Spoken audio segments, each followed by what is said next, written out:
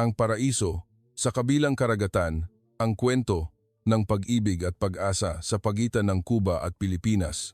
Isipin ng isang dalaga, isang matalinong guro mula sa Cuba na nabubuhay sa isang buwanang sahod na katumbas lamang ng 1,000 piso.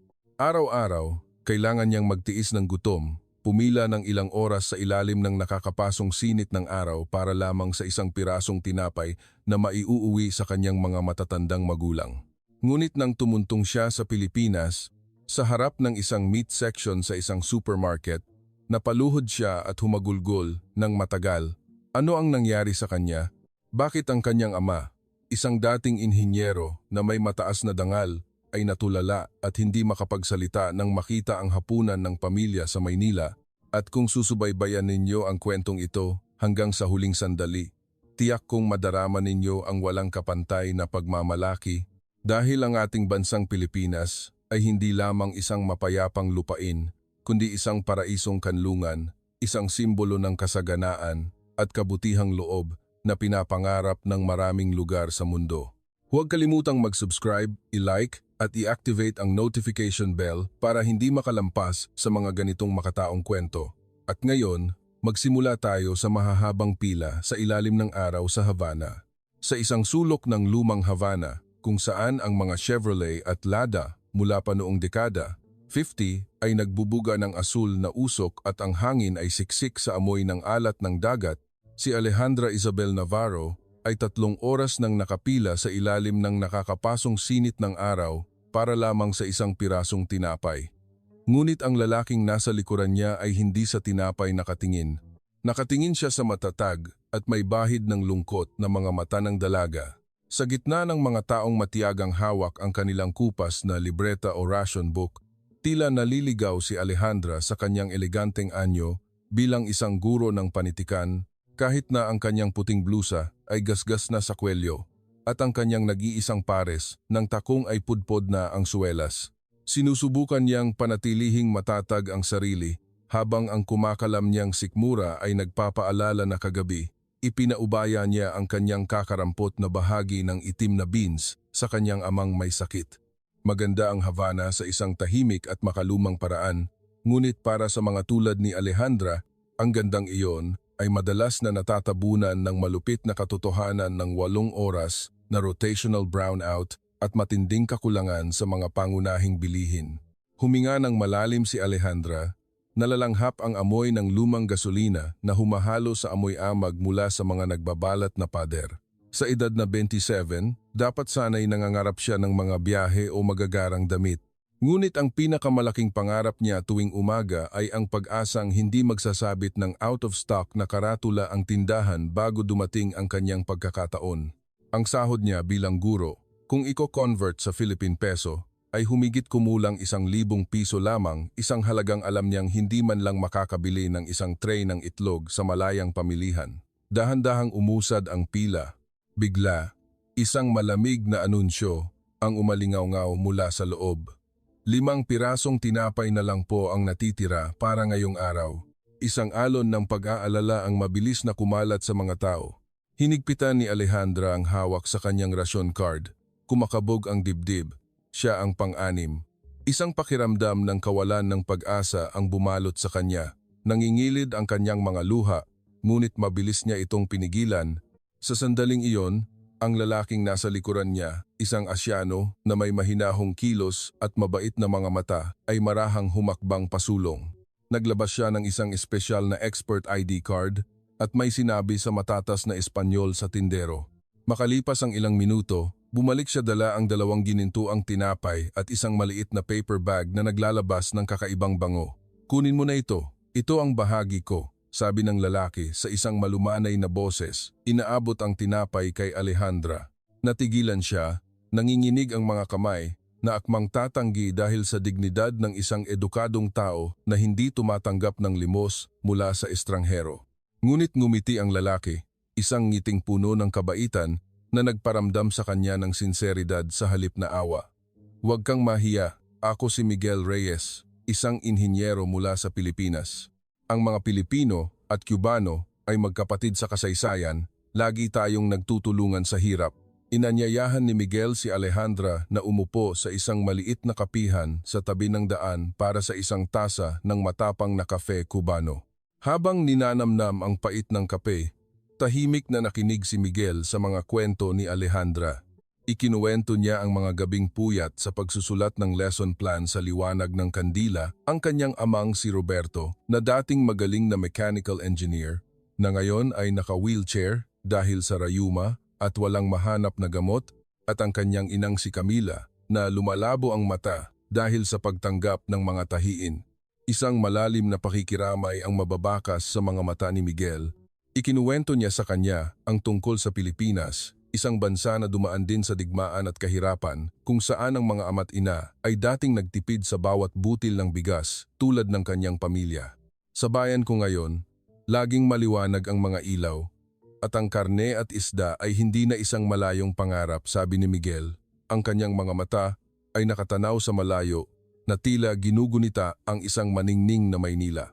Para bang nilulunok ni Alejandra ang bawat salita. Hindi niya kailanman naisip ang isang mundo kung saan hindi kailangang pumila para sa mga pangunahing pangangailangan.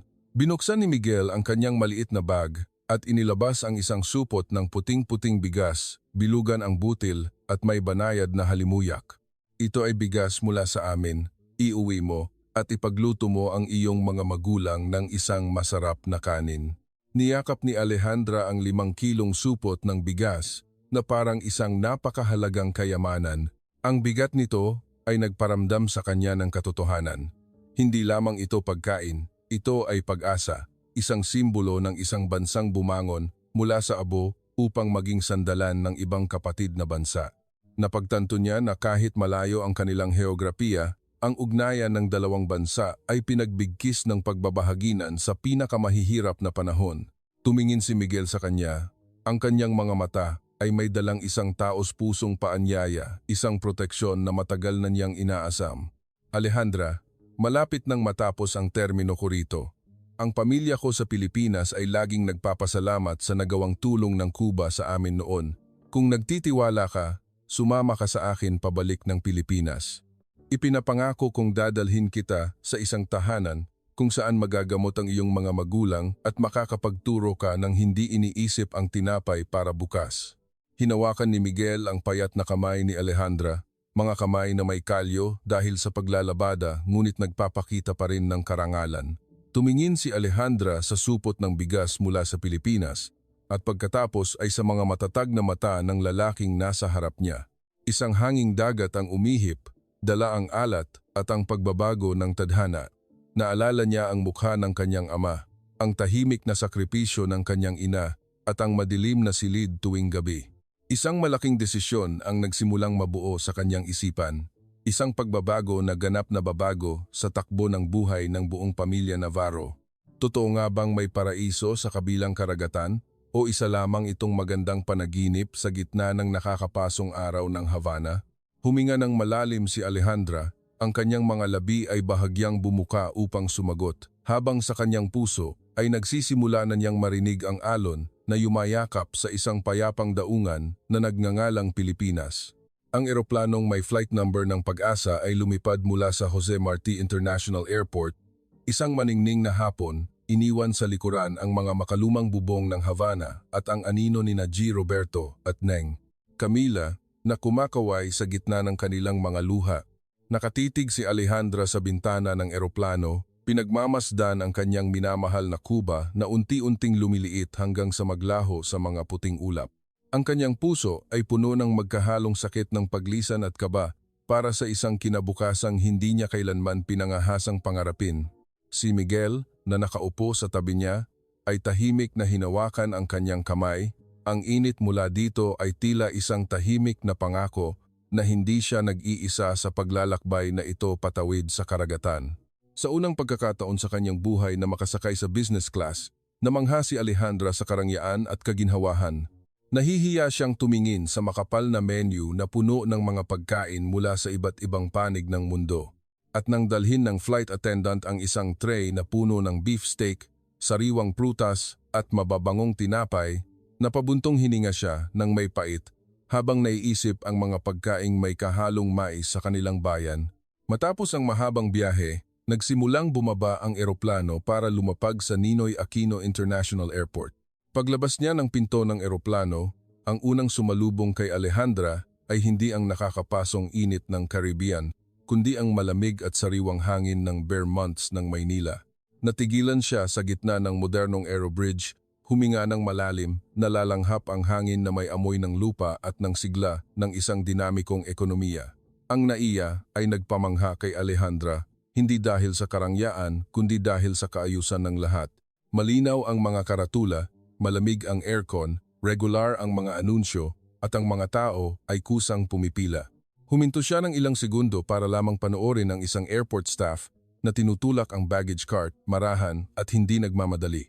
Tila ang kaayusan dito ay isang bagay na natural. Kinakabahang naglakad si Alejandra sa tabi ni Miguel, hindi inaalis ang kamay sa braso nito, na tila natatakot na kapag bumitaw siya, ang lahat ng ito ay maglalaho na parang isang ilusyon. Sa arrival hall, sa gitna ng maraming tao, madaling nakilala ni Alejandra ang mga magulang ni Miguel dahil sa kanilang mabait na anyo at pananabik sa kanilang mga mukha. Sina Mang Nestor at Aling Susan ay nakatayo roon, may hawak na isang pumpon ng mga pulang rosas, ang paboritong bulaklak ni Alejandra, na bihirang makita na ganito kasariwa at kaningning sa Havana. Nang makita si Alejandra, hindi napigilan ni Aling Susan ang kanyang emosyon. Mabilis siyang lumapit at niyakap ng mahigpit ang kanyang magiging manugang.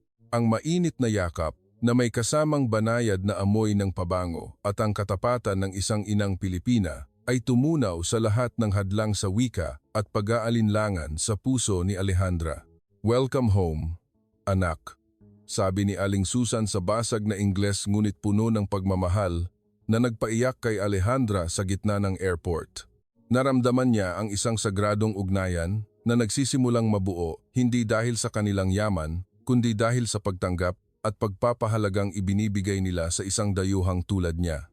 Ang makintab na itim na SUV ay marahang dumausdos sa skyway patungo sa sentro ng lungsod. Nakatitig si Alejandra sa bintana, dilat na dilat ang mga mata upang sakupin ang tanawin ng Maynila sa gabi. Nang umakyat ang sasakyan sa isang mataas na bahagi ng highway, napigil ni Alejandra ang kanyang hininga, hindi dahil sa mga kumukutitap na ilaw, kundi dahil sa pakiramdam na ang siyudad na ito ay buhay na buhay. Pantay-pantay ang liwanag ng mga ilaw poste, maayos ang takbo ng mga sasakyan. Naalala niya sa Havana, sa isang tiyak na oras, nagsisimula ng maghinay-hinay sa pagsasalita ang mga tao dahil sa takot na maputulan ng kuryente. Nakita niya ang mga nagtataasang gusali, ang mga maningning na shopping mall, at ang mga makukulay na billboard na walang katapusan. Sa kanyang bayan, ang 9 ng gabi ay oras na para magdilim ang mga kalsada para makatipid sa kuryente. Ngunit dito, tila nagsisimula pa lang ang buhay sa gitna ng kasiglahan at enerhiya. Habang papasok sa sentro, lalong namangha si Alejandra sa dami ng tao. Ang mga agos ng sasakyan, ang mga punong-punong coffee shop sa tabi ng daan, at ang tawanan na umaalingaw-ngaw saan man. Marahang isinandal ni Miguel ang ulo niya sa kanyang balikat, itinuturo ang mga lumang distrito na nakahalo sa mga modernong istruktura, ipinapaliwanag ang kasaysayan ng 1,000 taong kabisera. Naramdaman ni Alejandra ang pagmamalaki sa boses ni Miguel at nagsimula rin siyang makaramdam ng pagmamalaki sa kanyang puso na maging bahagi ng matatag na bansang ito. Lahat ng alalahanin tungkol sa pagkakaiba ng kultura o paunang paghuhusga ay naglaho, napalitan ng malalim na paghanga sa lakas ng mga Pilipino. Sa wakas, huminto ang sasakyan sa harap ng isang malaking pintong yari sa kahoy na may magandang ukit sa isang marangyang subdivision sa Makati. Mas tahimik dito, may banayad na amoy ng sampago ita mula sa hardin. Nang buksan ni Miguel ang pinto at akayin siya papasok, natigilan si Alejandra sa makintab na sahig na gawa sa nara at sa mga eleganteng kasangkapan. Nakita niya ang kanyang refleksyon sa isang malaking salamin, isang babaeng Kubana sa lumang damit, ngunit ang mga mata ay nagsisimula ng kumislap ng bagong pag-asa. Napakatahimik sa loob ng bahay kaya't dinig na dinig ni Alejandra ang bawat tapak ng kanyang takong sa sahig. Sa mesa, may nakahandang mainit na tsaa at isang pares ng tsinelas na pambahay. Ang ganitong pag-aasikaso ay mas nakapagpabagabag sa kanya kaysa sa mga mamahaling gamit. Karapat-dapat ba talaga ako sa lahat ng ito? O simula pa lang ito ng isang bagong pagsubok kung saan kailangan kong patunayan ang aking sarili? Nang makita niya ang mabait na ngiti ng kanyang biyenan at ang matatag na tingin ni Miguel, marahan niyang hinawakan ang malamig na pader. Sinusubukang tiyakin na totoong nakapasok na siya sa isang bagong mundo kung saan ang lahat ng kanyang pangarap ay nagsisimulang magkatotoo. Natulala si Alejandra sa loob ng banyong gawa sa puting marmol, ang kanyang mga payat na kamay na may mga kalyo pa mula sa mga araw ng paghihirap sa Cuba ay nanginginig na hinawakan ang makintab na gripo. Nang ang mainit na tubig mula sa shower ay bumuhos sa kanyang nanginginig na katawan, bigla siyang napahagulgol. Inabot niya ang agos ng mainit na tubig ng matagal, na tila tinitiyak na hindi ito mawawala, at saka siya umiyak. Hindi dahil sa sakit, kundi dahil sa unang pagkakataon pagkatapos ng maraming taon, nakaramdam ng ginhawa ang kanyang katawan na laging nag-iisip, may tubig kaya ngayon. Ito ay isang paglaya mula sa mga taon ng pagtitipid sa bawat maliit na takure ng tubig na pinakuluan sa kahoy. Pagkatapos ng mga hapon ng paghihintay sa mga pampublikong poso na mahina ang agos, paglabas mula sa mainit na singaw, naramdaman ni Alejandra na tila lahat ng alikabok at pagod mula sa kalahating mundong paglalakbay ay nahugasan na. Sa isang mamahaling sabitan, maingat na inihanda ni Aling Susan ang isang seda na damit pantulog kasama ang mga dekalidad na kosmetiko na may banayad na amoy ng sampagwita. Habang hawak ang malambot na seda, tumingin siya sa salamin at nakita ang isang Alejandra na nabawasan na ang pag-aalala na mangha sa payapang kanlungang inihanda ng pamilya ni Miguel. Sa ibaba, ang marangyang bahay ay napuno ng amoy mula sa kusina. Dahan-dahan siyang bumaba, nakita ang kanyang biyenan na maingat na inaayos ang mga hiniwang baka sa ibabaw ng isang mangkok ng mainit na sabaw. Ito ang late night meal na personal na inihanda ng kanyang magiging biyenan para salubungin siya. Umupo si Alejandra sa mesa, hindi maalis ang tingin sa mainit na mangkok ng bulalo. Sa kanyang bayan, ang karne ng baka ay isang mahigpit na kinokontrol na produkto. Minsan, isang buong taon ang lumilipas bago mangarap ang kanyang pamilya ng isang disenteng pagkain na may karne. Ngunit dito, sa kalaliman ng gabi, ang kanyang biyenan ay naghanda ng isang mangkok na puno ng malambot na karne bilang isang simpleng regalo. Kumain ka na anak, para uminit ang katawan mo. Pagod ka sa biyahe, ngumiti si Aling Susan, marahang itinulak ang mangkok palapit sa kanya kasama ang isang plato ng sariwang gulay. Nanginginig na hinawakan ni Alejandra ang mga kubyertos at sumubo ng isang piraso ng karne. Ang linamnam ng sabaw, ang lambot ng karne, at ang samyo ng mga pampalasang Pilipino ay pinagsama-sama na nagpabara sa kanyang lalamunan. Naalala niya ang mga hapunan na mayroon lamang itim na beans at nilagang patatas sa Havana. Naalala niya ang sariling kawalan ng kakayahan na bigyan sila ng disenteng pagkain kahit mayroon siyang kaalaman at lakas. Ang malaking pagkakaiba sa pagitan ng dalawang mundo ay nagdulot kay Alejandra ng kaligayahan at kasabay nito ng awa para sa kanyang mga mahal sa buhay sa kabilang karagatan. Pagkatapos kumain, pumasok si Alejandra sa kusina para kumuha ng tubig nang hindi sinasadyang mabuksan ang pinto ng isang malaking side-by-side na refrigerator.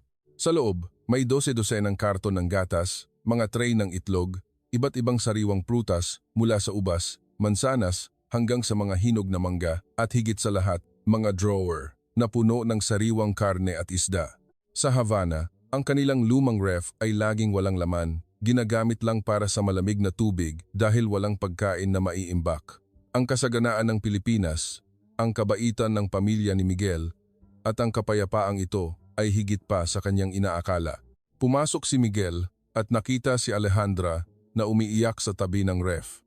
Agad niyang naintindihan kung ano ang nasa isip ng babaeng mahal niya. Marahan niya itong itinayo at dinala sa balkonahe kung saan tanaw ang malawak na skyline ng Makati. Ang hangin ay malamig at sariwa. Niyakap niya si Alejandra mula sa likuran at ibinulong, "Hindi ito panaginip, Alejandra. Ito na ang buhay mo ngayon. Ang pamilya ko, ang bansa ko, ay laging magiging sandalan mo para matupad ang lahat ng gusto mo." Napakaganda ng Maynila sa gabi. Isang gandang hindi lamang nasa mga kumikinang na ilaw, kundi sa kapanatagan na dulot nito sa mga naghahanap ng kanlungan. Isinandal ni Alejandra ang kanyang ulo sa balikat ni Miguel, ramdam ang tibok ng puso nito. At sa unang pagkakataon sa loob ng maraming taon, naramdaman niyang napakatahimik ng kanyang kalooban. Alam niyang tunay na siyang nakaahon mula sa anino ng kahirapan, ngunit ang kaligayahang ito ay may kasamang bagong misyon sa kanyang isipan. Pagbalik sa kanyang silid ng madaling araw na, binuksan ni Alejandra ang kanyang lumang maleta mula sa Cuba. Sa gitna ng mga simpleng damit, kinuha niya ang isang litrato ng pamilya na maingat na nakabalot sa plastik. Sa litrato, ang kanyang ama, si G. Roberto, ay pilit na nakangiti kahit nanginginig ang mga kamay na puno ng grasa dahil sa sakit sa kasukasuan. At ang kanyang ina, si Gieng Camila, ay bahagyang nakapikit habang nakatingin sa kamera sa ilalim ng madilim na ilaw ng lampara. Marahan niyang hinaplos ang mukha ng kanyang mga magulang sa litrato. Ang init mula sa hapunan at ang karangyaan ng bahay ay tila lalong nagpaalab sa kanyang pangungulila at pagmamahal. Mahigpit niyang idinikit ang litrato sa kanyang dibdib, tumingin sa papalapit na liwanag ng umaga sa Maynila at nangako sa sarili ng may bakal na determinasyon. Hindi ko nahahayaang magdusa pa sina Papa at Mama. Iniligtas ako ng Pilipinas at mula rito, hahanap ako ng paraan para iligtas ang buong pamilya ko. Matapos ang halos isang buwan ng pag-aayos ng mga dokumento at pagtuturo sa isang language center, nakakuha si Alejandra ng isang part-time na kontrata. Nang matanggap niya ang kanyang unang sahod na nagkakahalaga ng 40,000 piso, hindi niya mapigilan ang sobrang kaligayahan. Paulit-ulit niyang tinanong ang manager kung may nagkamali ba. Dahil sa Cuba, ang kanyang buong-buwang sahod bilang guro ay katumbas lamang ng 1,000 piso. Ngunit dito, sa pagtuturo lang ng ilang beses sa isang linggo, nakatanggap siya ng halagang 50 beses na mas malaki. Napahagulgol si Alejandra sa loob ng opisina, isang iyak ng saya at hinanakit. Masaya dahil tunay na siyang nakaahon sa kahirapan, ngunit malungkot dahil naiisip niya ang kanyang mga magulang sa Havana na nagtitiis pa rin. Ang perang ito ay hindi lamang kabayaran sa kanyang trabaho. Ito ay kaligtasan. Ito ay dangal para sa isang intelektual na nabigyan ng karampatang sahod sa isang dayuhang lupa na puno ng kabutihan. Kinwenta niya sa kanyang isip, isang maliit na bahagi lang ng sahod na ito ay sapat na para makapagpadala ng isang balikbayan box sa Havana kung saan magkakaroon ng sapat na pagkain at gamot ang kanyang mga magulang para sa isang buong taon. Ang kasaganaan ng mga bilihin sa Pilipinas ay hindi lamang para sa pamumuhay, nagpaalab din ito kay Alejandra ng pagnanais na suklian at ibahagi ang kasaganaang ito sa kanyang bayan.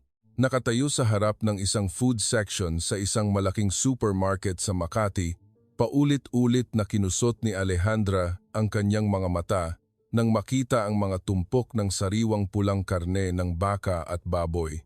Isang bagay na sa kanyang bayan, kailangan mong pangarapin habang buhay para lang makabili ng malaya nang hindi tinitingnan ang mga limitasyon sa ration book. Ang loob ng supermarket ay maningning sa mga LED lights, masigla sa mga modernong tugtugin at mabango sa amoy ng bagong lutong tinapay, lumilikha ng isang nakakatuwang kapaligiran. Naglakad si Alejandra sa gitna ng mga nagtataasang estante. Hindi tumitigil sa paglaki ang kanyang mga mata sa dami ng mga produkto. Nakita niya ang daan-daang uri ng gatas, hindi mabilang na uri ng biskwit at candy, at mga hanay ng sariwang prutas. Para sa isang taong dating gumugugol ng kalahating araw na sahod para sa isang itlog, ang makita ang libu-libong Pilipino na kalmadong pinupuno ang kanilang mga cart ng iba't ibang pagkain ay isang malakas na cultural shock. Isang matibay na patunay sa kasaganaan ng Pilipinas. Matityagang itinutulak ni Miguel ang cart sa tabi niya. Hindi niya ito minamadali. Sa halip ay tahimik na pinagmamasdan si Alejandra habang ninanamnam ang kalayaang mamili sa unang pagkakataon. Napangiti siya nang makita itong nag-aalangang hawakan ang isang supot ng imported na mansanas at biglang binawi ang kamay dahil sa ugaling magtipid na nakasanayan na. Dahan-dahang kinuha ni Miguel ang supot ng mansanas, inilagay sa cart, at hinikayat siyang kumuha pa ng kahit anong gusto niya. Nang dumaan sila sa houseware section, natigilan si Alejandra sa harap ng mga modernong blender at rice cooker. Naalala niya ang madilim na kusina ng kanyang ina na may mga lumang gamit pa mula sa panahon ng Soviet Union. Naintindihan ni Miguel kaya pinili niya ang isang dekalidad na multifunctional pressure cooker. Nag-alangan si Alejandra at sinabing gusto niyang gamitin ang kanyang sahod para bayaran ito dahil gusto niyang personal na alagaan ang pamilya ni Miguel bilang pasasalamat. Ang dangal ng gurong Kubana ay naroon pa rin. Ayaw niyang maging tagatanggap lang. Gusto niyang mag-ambag sa tahanang ito gamit ang sarili niyang pinaghirapan. Ang pagsasama ng dangal ni Alejandra at ng maingat na pag-aalaga ni Miguel ay lumikha ng isang matibay na ugnayan na nagparamdam sa kanya na hindi siya isang bisita kundi isang tunay na miyembro ng pamilya.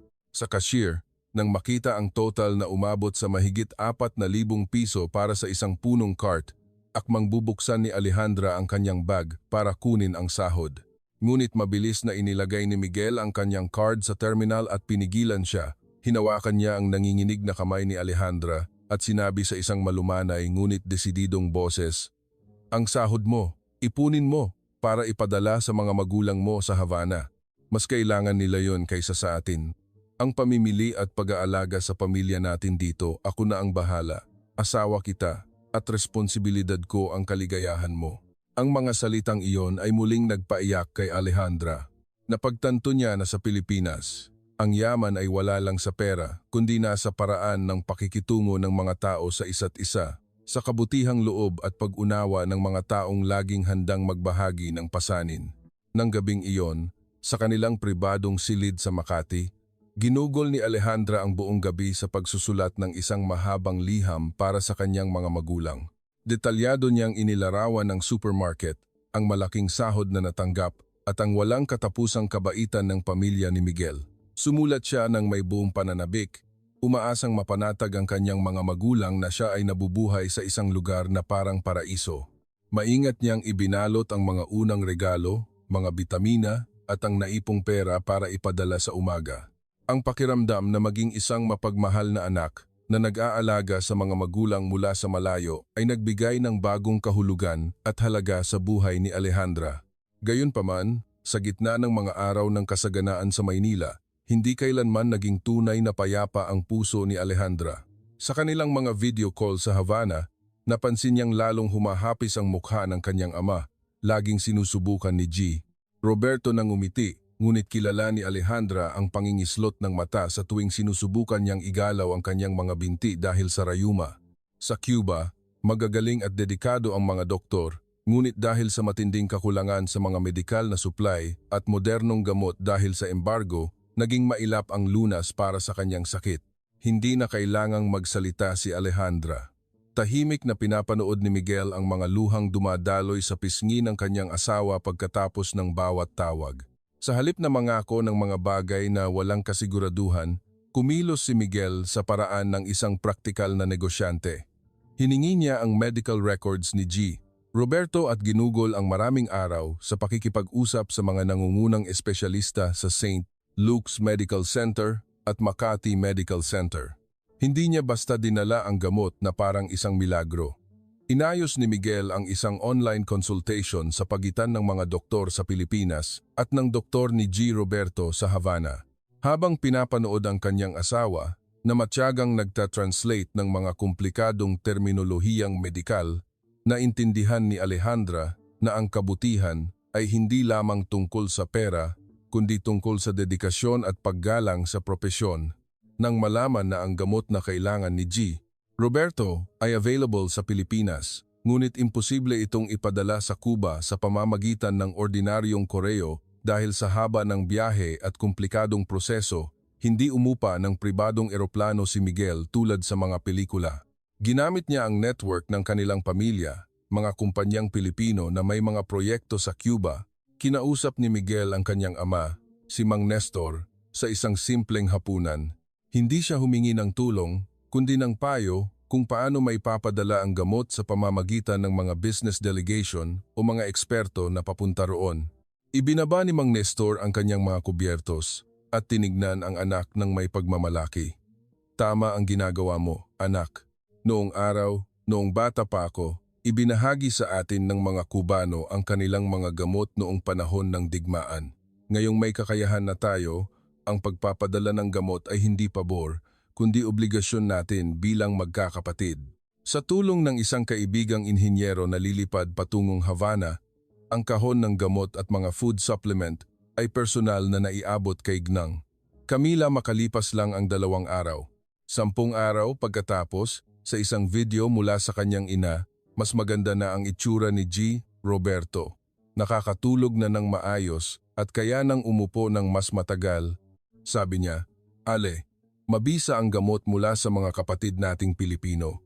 Gumaan na ang pakiramdam ng mga binti ko. Isang maliit na senyales, ngunit sapat na para makahinga ng maluwag ang lahat." Nang makita ang unti-unting paggaling ng kanyang ama dahil sa tiyaga at maingat na pagpaplano ng kanyang asawa, napagtanto ni Alejandra ang tunay na halaga ng bagong buhay na mayroon siya. Hindi lang pera ang ibinigay sa kanya ng Pilipinas, kundi isang modernong sistema ng kalusugan, malawak na internasyonal na koneksyon, at mga taong marunong gumamit ng talino para lutasin ang problema ng iba. At sa pagkakataong iyon, marahang inilahad ni Miguel ang kanyang plano. "Ale, pansamantala lang ang gamot. Nakausap ko na si Papa, dadalhin natin sila rito sa Pilipinas para sa operasyon. Dito, may sapat na kagamitan ang mga doktor para tulungan siyang makalakad ulit. Nakabook na ako sa ospital, hinihintay ko na lang ang pag-oo mo. Hindi ito isang biglaang desisyon, kundi resulta ng maingat na paghahanda sa pinansyal at legal na aspeto." Sumubsob si Alejandra sa balikat ni Miguel, ramdam ang isang matatag at tunay na sandalan. Naintindihan niya na ang kapatiran ng 2 bansa ay hindi lamang nasa mga libro ng kasaysayan, kundi nasa bawat tableta ng gamot, sa bawat babiyahe na nagdadala ng init mula sa Pilipinas patungong Cuba. Nang gabing iyon, dinala ni Miguel si Alejandra sa kanyang opisina at ipinakita ang 2 business class na plane ticket. Sa tabi nito, 2 pasaporte na may long-term Philippine visa na nakapangalan kina Roberto Navarro at Camila Navarro. Tinitigan ni Alejandra ang mga pangalan ng kanyang mga magulang. Nanlabo ang kanyang mga mata sa luha. Tumingin siya kay Miguel at nanginginig na nagtanong, "Kailan mo pa ito inasikaso? Napakaraming proseso at gastos para dalhin sila rito. Paano mo nagawa?" Lumapit si Miguel at hinawakan ang kanyang mga kamay. Ngumiti siya nang may walang kapantay na pag-unawa. "Sinimulan ko itong ihanda mula noong araw na ipinangako kong bibigyan kita ng tunay na tahanan sa Pilipinas. Hindi magiging buo ang kaligayahan mo kung wala ang iyong mga magulang. Kailangang magamot ng tuluyan ang iyong ama gamit ang pinakamodernong teknolohiya natin at kailangang magpahinga ng iyong ina. Sa Pilipinas, tinatawag natin itong pamilya at ang pamilya ay dapat laging magkakasama." Sumubsob si Alejandra sa dibdib ni Miguel. Sa pagkakataong ito, umiyak siya dahil sa sukdulang kaligayahan. Alam niyang ang payapang kanlungang ito ay hindi lamang para sa kanya, kundi para sa kaligtasan at muling pagsilang ng buong pamilya Navarro. Paglabas ni G. Roberto sa eroplano, ang kanyang pagod na mga mata ay biglang nanlaki nang makita ang kanyang anak. Ngunit ang tunay na nagpatumba sa matandang inhinyero ay hindi ang sakit sa kasukasuan, kundi ang karangyaan ng naiya. Tumakbo si Alejandra at niyakap ng mahigpit ang kanyang mga magulang.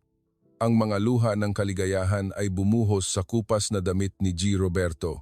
Sa likuran niya, tahimik na nanonood sina Miguel at ang kanyang mga magulang. Ang kanilang mga mata ay puno ng pag-unawa sa muling pagkikitang iyon. Hindi mapigilan ni Alejandra ang pag-iyak habang hinahawakan ang magaspang na kamay ng kanyang ama, mga kamay na dating nag-ayos ng libu-libong lumang sasakyan sa Havana para lang makapag-ipon para sa kanya. Ngayon, sa gitna ng modernong Pilipinas, sina G, Roberto at Nang Camila ay tila mga taong galing sa ibang planeta. Nahihiya nilang hinawakan ang makintab na baggage cart, pinapanood ang mga taong naglalakad sa sahig na marmol na sobrang linis. Lumapit si Aling Susan, ang ina ni Miguel, na may dalang pumpon ng puting orkidyas.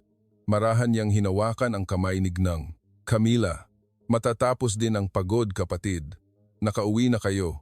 Sa labas ng airport, isang makintab na itim na SUV ang naghihintay. Namangha si G. Roberto sa touchscreen display at sa multicolored ambient lighting sa loob ng sasakyan. Pabulong niyang tinanong si Alejandra sa Espanyol, "Ale, anak, Ngayon lang ako nakasakay sa ganito kamodernong sasakyan. Habang dumadaos-dos ang sasakyan sa Skyway, nasa gitna si Alejandra ng kanyang mga magulang, mahigpit na hawak ang kanilang mga kamay habang papalapit sa maningning na skyline ng Makati. Sa ilalim ng mga kumukutitap na ilaw, idinikit ni G. Roberto ang kanyang mukha sa bintana. Ang kanyang mga mata ay nag-aapoy sa pagkamangha sa mga nagtataasang gusali, mga mall at sa buhay na gabi ng kabisera. Naalala niya ang madidilim na gabi sa Havana, ang mga tahimik na kalsada, at ngayon, nakatingin siya sa isang Maynila na puno ng enerhiya. Signang. Camila naman ay tahimik na hinahaplos ang malambot na leather na upuan, natatakot na madumihan ito ng kanyang magaspang na mga kamay. Hindi nagsinungaling ang anak natin, bulong niya sa asawa. Ibang mundo talaga ang Pilipinas. Nang pumasok ang sasakyan sa isang marangyang subdivision, sinalubong sila ni Mang Nestor, ang ama ni Miguel, na may malawak na ngiti. Mahigpit niyang kinamayan si G. Roberto, isang pagkakamay na puno ng respeto. Natigilan ang mga magulang ni Alejandra sa ganda ng bahay. Isang pagmamalaki at saya ang naramdaman ni Alejandra. Alam niyang mula sa sandaling iyon, hindi na muling mag-aalala ang kanyang mga magulang tungkol sa pagkain o kuryente. Naghanda ang pamilya ni Miguel ng isang masaganang salo-salo, isang mesa na puno ng lechon, hipon, kare-kare, at sinigang ang nagpaalinlangan kay Gine, Camila na kumuha. Maingat na nagsandok si Alejandra para sa kanyang mga magulang, ipinapaliwanag ang bawat pagkain at ang kahalagahan ng pagsasama-sama sa kulturang Pilipino. Nakaupo si G. Roberto sa gitna ng karangyaang hindi niya pinangarap. Tinitingnan niya ang maningning ng ngiti ni Alejandra, ang pag-aasikaso ng kanyang manugang. Ang pamilya ni Miguel ay hindi nagparamdam sa kanya ng pagiging mababa. Sa halip, ang kanilang paggalang ang nagparamdam sa kanya na siya ay isang tunay na miyembro ng pamilya. Sa gitna ng masayang salo-salo, biglang ibinaba ni G. Roberto ang kanyang kopita ng alak. Ang matandang Cubano ay dahan-dahang tumayo. Nanginginig pa rin ang kanyang mga binti, ngunit ang kanyang mga mata ay nag-aalab. Tumingin siya ng diretso kay Miguel at pagkatapos ay kina Mang Nestor at Aling Susan, namumula ang mga mata sa luha. Lahat ay napatingin sa kanya. Itinaas niya ang kopita, akmang magpapasalamat, ngunit tila may bumara sa kanyang lalamunan. Isang butil ng luha mula sa sukdulang kaligayahan ang gumulong sa kanyang kulubot na pisngi. Nanatili siyang nakatayo ng tahimik, hawak ang kopita, hindi makapagsalita, lumilikha ng isang sandaling puno ng damdamin para sa lahat. Pagpasok sa lobby ng isang international hospital na maningning at mabango sa amoy ng lemongrass, natigilan si G. Roberto. Hindi ko akalain na ganito katahimik at kalinis ang isang ospital, sabi ng matandang inhinyero. Naawa si Alejandra habang naaalala ang mga lumang ospital sa Havana na may nagbabalat na pader at kalawangin na kagamitan. Dito, sa gitna ng Maynila, si G. Roberto ay tinanggap na parang isang VIP. Magagalang na nurse ang mabilis na nagdala sa kanya sa klinika gamit ang isang modernong wheelchair. Ang lahat ay propesyonal at maayos na nagparamdam kay Alejandra na ang buhay ng kanyang ama ay nasa mabuting mga kamay. Laging nasa tabi niya si Miguel, hawak ang kamay ni G. Roberto at ipinapaliwanag ang bawat proseso. Ang presensya ni Miguel ay hindi lang suportang pinansyal kundi kapanatagan din ng loob. Nang pumasok ang hepe ng departamento, mahinahon at matatas na nakipag-usap kay Miguel sa Ingles tungkol sa plano ng paggamot. Nakatitig si G. Roberto sa mga modernong medical screen na nagpapakita ng malinaw na mga imahe ng kanyang mga buto. Bilang isang inhinyero, alam niya ang halaga ng mga makinang ito. Pinagmasdan niya ang mga ito nang may paggalang at pagkamangha, nagtatanong sa sarili, paano nagawang makamit ng Pilipinas, isang bansang dumaan din sa hirap, ang ganito ka-advanced na teknolohiya. Sa isang marangyang pribadong silid na tanaw ang isang luntiang parke, naranasan ni G. Roberto at Ngang Camila ang serbisyong hindi nila pinangarap. Ang pagkain ay inihahatid sa tamang oras, mainit na sabaw, isda, gulay at prutas. Naiyak si Gnang. Camila, hindi dahil sa mamahaling pagkain, kundi dahil ang pasyente dito ay tunay na inaalagaan. Umupo si Alejandra sa tabi ng kanyang ama at sinusubuan ito. Nakita niyang unti-unting bumabalik ang kulay sa mukha ni G. Roberto, dahil sa mga gamot na inihanda ni Miguel, ang rurok ng kanyang paggaling ay nangyari sa ika-6 na linggo. Pagkatapos ng mga iniksyon at physical therapy gamit ang modernong makina, sinubukan ni G. Roberto na itapak ang kanyang mga paa sa sahig. Pinigil ni na Alejandra at Geng Camila ang kanilang hininga, magkahawak kamay. Isang hakbang, 2 hakbang. Sa unang pagkakataon sa loob ng 10 taon, nakatayo at nakakalakad ng tuwid ang matandang ama nang hindi na kailangan ang kanyang lumang tungkod. Isang pakiramdam ng ginhawa ang bumalot sa kanya. Natigilan si G. Roberto sa gitna ng silid at pagkatapos ay niyakap ng mahigpit sina Alejandra at Miguel. "Binuhay muli ako ng Pilipinas, mga anak," sabi niya habang humihikbi. Nang gabing iyon, habang nag-aayos ng gamit si Alejandra, lumabas si G. Roberto sa balkonahe. Nagkataong nakita niya si Mang Nestor na kausap ang doktor sa isang tahimik na sulok. Narinig niya ang sinabi ni Mang Nestor sa doktor, "Dok, sana ay gamitin ninyo ang pinakamahuhusay na gamot sa mundo para sa kanya, anuman ang halaga. Hindi lang kami nagpapagamot ng isang balay, kundi inaalagaan namin ang isang kapatid, isang kasama na dating nagbahagi ng kanilang gatas para sa aming bayan noong panahon ng digmaan. Hayaan ninyong patunayan ng Pilipinas na hindi kami kailanman nakakalimot." Natigilan si G. Roberto. Ang kanyang puso ay nanikip sa isang damdaming higit pa sa pasasalamat. Napagtanto niya na sa likod ng karangyaan ng ospital at ng malaking halagang binayaran ng pamilya ni Miguel ay isang marangal na prinsipyo ng mga Pilipino. Hindi nila itinuturing na pabor ang pagtulong, kundi isang kusang loob na pagtanaw ng utang na loob, isang ugnayan sa pagitan ng mga taong may iisang mithiin at kasaysayan. Nang lumingon si Mang Nestor at magtama ang kanilang mga mata, nagkatinginan ang 2 matandang lalaki. Walang salitang namutawi, tanging isang tango ng pag-unawa at paggalang.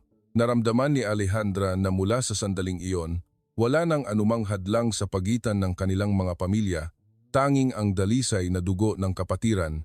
Ngunit sa gitna ng kaligayahan, isang bagong alalahanin ang sumibol sa isip ni G. Roberto. Napakalaki ng ibinigay sa akin ng Pilipinas. Ano ang magagawa ng pamilya natin para maging karapat-dapat sa ganitong kadakilaang loob?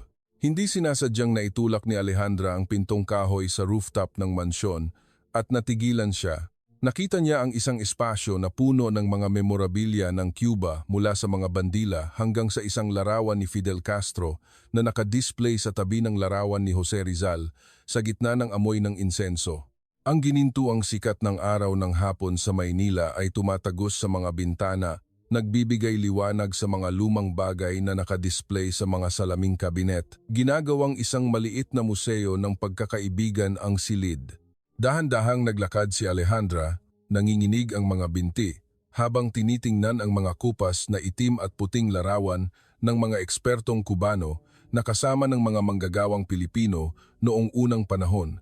Sa gitna ng karangyaan ng bahay ng mga Reyes, ang pagkakaroon ng mga simpleng alaalang ito ay lumikha ng isang malalim na impresyon na nagparamdam kay Alejandra ng isang kaluluwang hindi mabibili ng pera. Sa gitna ng silid, nakatayo si Mang Nestor, malalim ang iniisip sa harap ng isang pares ng lumang botas na goma, kupas na ang kulay nito, ngunit maingat na pinakintab. Nang marinig ang kanyang pagdating, lumingon ito, at isang kakaibang emosyon ang nagliwanag sa mga mata ng matandang veterano nang makita ang buong pamilya ni Alejandra. Kinawayan niya si G. Roberto na lumapit, at sa isang malumanay na boses na puno ng alaala, sinimulan niyang ikwento ang isang lihim na matagal na niyang tinatago. Noong araw, isa lang akong kabataang construction worker, nagtatrabaho sa isang proyekto ng tulay sa gitna ng kahirapan. Sa gitna ng tag-ulan, dumudugo na ang mga paa ko dahil wala akong sapatos. Huminto si Mang Nestor. Marahang hinaplos ang lumang botas. Isang inhinyerong Kubano ang naghubad ng sarili niyang botas at ibinigay sa akin, sabi niya. "Kapatid, ingatan mo ang iyong mga paa para makapagtayo ka ng bansa." Ang mga botas na ito ang tumulong sa akin na malampasan ang pinakamahihirap na taon para makamit ang lahat ng ito ngayon. Nakinig si G. Roberto, nanlalabo ang mga mata habang nakikita ang sarili at ang kanyang mga kasamahan noon sa kwento ni Mang Nestor. Ang 2 matandang lalaki, isang nagbigay at isang laging nakaalala, ay tahimik na nakatayo sa sagradong lugar na iyon. Nabigla si Alejandra nang mapagtanto na ang kasaganaang tinatamasa niya, ang proteksyon na ibinibigay ng pamilya ni Miguel, ay hindi isang paglilimos ng mayaman sa mahirap. Ito ay isang huli ngunit matinding pagtugon. Ito ay ang prinsipyo ng utang na loob na malalim na nakaugat sa dugo ng mga Pilipino. Hinawakan ni Miguel ng mahigpit ang kamay ni Alejandra. Gusto niyang ipaunawa na hindi lamang siya isang manugang, kundi isang tulay na nag-uugnay sa dalawang henerasyon, dalawang bansang matagal ng pinagbigkis ng malalim na pagkakaibigan. Sa rurok ng emosyon, lumapit si Miguel kay Alejandra. Binuksan niya ang isang pulang kahon na pelus. Sa loob ay isang set ng mga kumikinang na alahas na diamante. Ito ang pamanang alahas na inihanda ng kanyang ina para sa kanyang manugang. Natigilan si Alejandra sa karangyaan nito, ngunit sa sandaling iyon marahang tumikhim si G. Roberto. Dahan-dahan niyang inalis ang kanyang lumang Paul Jot na relo, ang tanging pamana niya bilang isang dating inhinyero sa Unyong Sobyet. Isang bagay na iningatan niya sa loob ng 40 taon. Inilagay niya ang kupas na relo sa kamay ni Miguel nang may buong dignidad. Ang material na yaman ng pamilya mo ay hindi matatawaran, ngunit ang dangal naming mga Cubano ay walang hanggan din. Ibinibigay ko sa iyo ang aking puso at mga alaala, sabi ni G. Roberto sa nanginginig, ngunit marangal na boses. Isang makahulugang pagpapalitan ang naganap.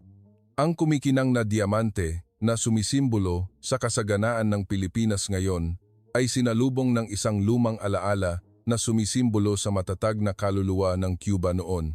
Napuno ng emosyon ang silid ng magyakapan ang dalawang ama, tinutunaw ang lahat ng hadlang na materyal. Nang gabing iyon, habang papalubog ang araw, nagiinuman ng tsaa ang buong pamilya sa hardin. Marahang inilapag ni Aling Susan, ina ni Miguel, ang mga plano ng arkitektura at mga legal na dokumento sa harap ni na Alejandra. Alejandra, anak, sabi niya, nag-aalala kami na iwan kayong mag-isa sa Havana pagkatapos ng kasal, kaya napagdesisyonan namin. Itinuro ni Aling Susan ang isang bahay sa tabi ng kanilang mansyon na kasalukuyang inaayos. Binili namin ang bahay na iyan at ipinapaayos namin ayon sa estilong gusto mo. Regalo namin ito sa kasal ninyo, ngunit ito rin ang magiging tahanan ni na G. Roberto para makadalaw sila kahit kailan nila gusto. Magiging magkapitbahay tayo, isang tunay na pamilya. Natigilan si Alejandra. Tumingin siya sa kanyang mga magulang at nakita ang parehong pagkabigla sa kanila. Ang pagbibigay ng $1,000,000 na bahay sa isa sa pinakamagandang lokasyon sa Maynila para lang mapalapit ang manugang sa kanyang mga magulang ay isang gawaing higit pa sa kanyang inaakala. Pinatunayan nito na ang yaman ng pamilya ni Miguel ay umabot na sa antas kung saan ang kaligayahan ng pamilya ang tanging sukatan. Tumingin si G. Roberto sa plano kung saan may isang maliit na opisina para sa kanya. Naramdaman niya ang muling pagsilang. Hindi lang buhay niya ang iniligtas ng Pilipinas. Binibigyan din siya nito ng isang tunay na paraiso.